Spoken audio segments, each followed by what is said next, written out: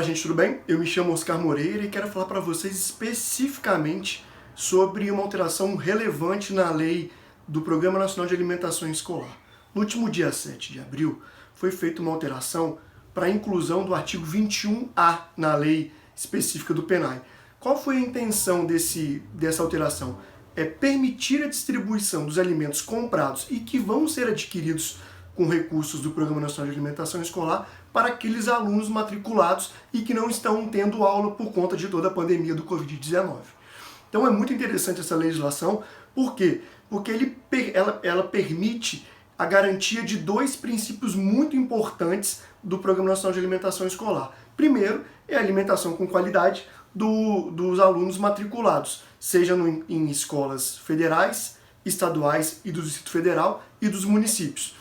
E o outro ponto é que com essa alteração é possível manter vigente os contratos com a agricultura familiar, por exemplo.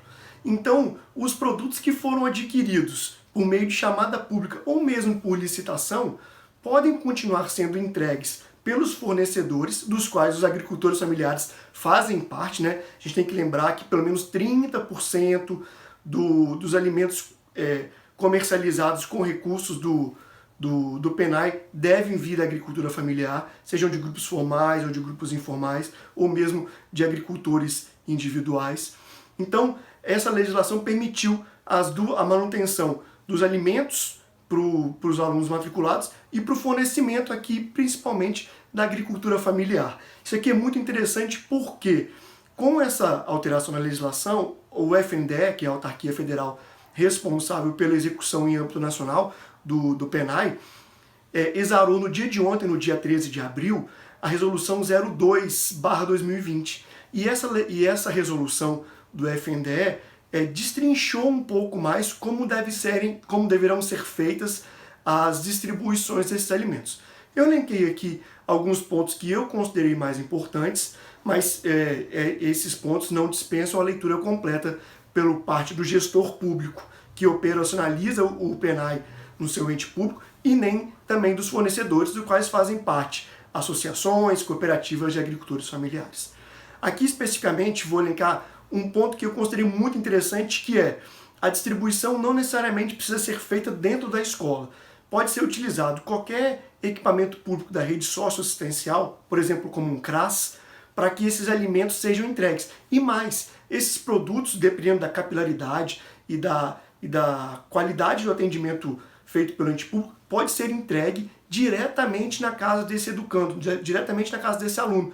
Então, assim, a gente reduziria muito a possibilidade de aglomeração e a questão de movimentação de pessoas dentro do seu município. Então, as entidades executoras do PNAE podem fazer as entregas individualmente em casa, na casa dos alunos, e também podem fazer na escola ou em equipamentos públicos da rede socioassistencial, visando a redução das aglomerações. Um outro ponto muito importante não é porque o alimento está sendo distribuído que a preocupação com a qualidade e com os recursos nutricionais foram dispensados, muito pelo contrário.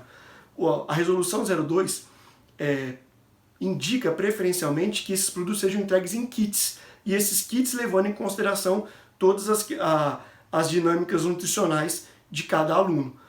Logicamente, por conta dessa tecnicidade, o profissional nutricionista tem que atuar no desenvolvimento desses kits. E nesses kits devem ser colocados informações de como deve ser feita a asepsia desses alimentos. Sejam alimentos in natura, sejam alimentos minimamente processados, que inclusive é a determinação do PNAE, né? Aquisição de produtos minimamente processados. Então, a questão da limpeza e da questão educacional para higienização desses alimentos também foi considerada na resolução 02 do FNDE.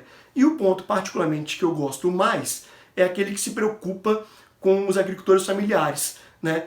A manutenção dessas chamadas públicas e mais.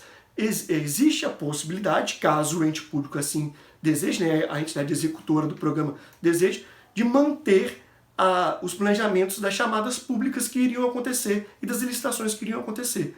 Tanto nas aquisições por meio de licitações como da chamada pública, podem ser feitas por meio eletrônico. Eu sei que para os agricultores familiares isso vai ser um pouco mais complexo, mas existe essa chance, né? De toda forma, as chamadas públicas que estão vigentes podem continuar vigentes e os contratos que foram celebrados anteriormente também. Isso é interessante, como disse no início, para a manutenção dos dois polos, tanto quem produz quanto quem consome. Espero que vocês tenham gostado desse vídeo, eu sei que ficou um pouquinho comprido, mas é muito importante ter acesso à resolução 02/2020 do FNDE e da cartilha que o próprio FNDE criou, destrinchando um pouco mais esses posicionamentos. Beleza? Um abraço!